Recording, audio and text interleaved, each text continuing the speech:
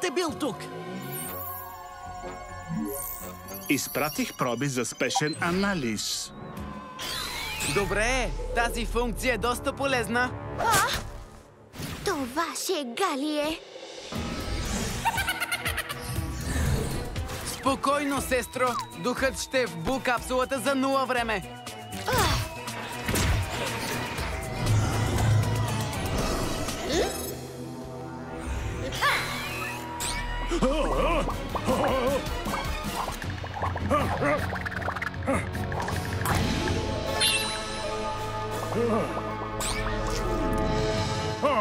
Трябваше да остана в школата по кръстовка.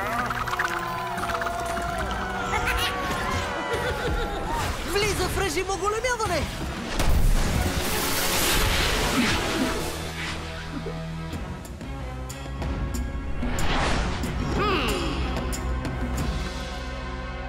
Денят става все по-хубав. Предимството е, че поне трудно ще остане невидим. Къде отиде? Фюри, пази се! Появява се изневиделица! Деца, пробата на Глобо показва, че това е някакъв нов вид дух и той е невидим. Това значи, че залавянето му ще е почти невъзможно.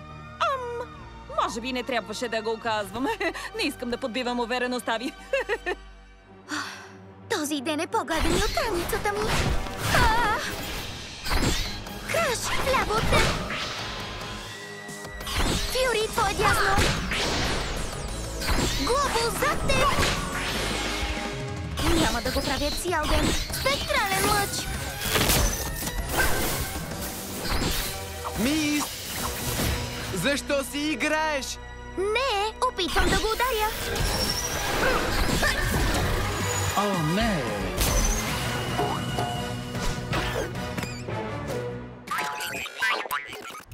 Глобо! Знаеш, че не сме духове, нали? Не исках да стане така. Казвам само, опитай да не стреляш по нас. Поне правя нещо, за разлика от вас. Чакай, Мист! Знаем, че имаш лош ден, но не си го изкарвай на нас! Трябва ни план!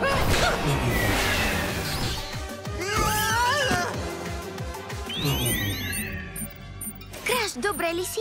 Тази атака ми изчерпа енергията! Безполезен съм! Този дух е по-опасен, отколкото изглежда, в което има логика, защото все пак е невидим.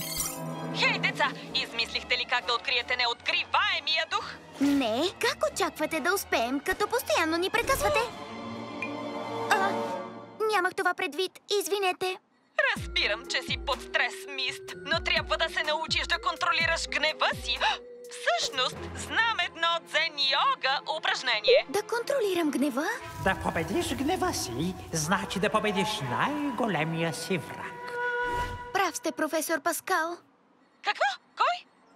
И вие сте права, госпожице. Никога няма да спра този дух, ако се подавам на гнева си. Време е да бъда дзен.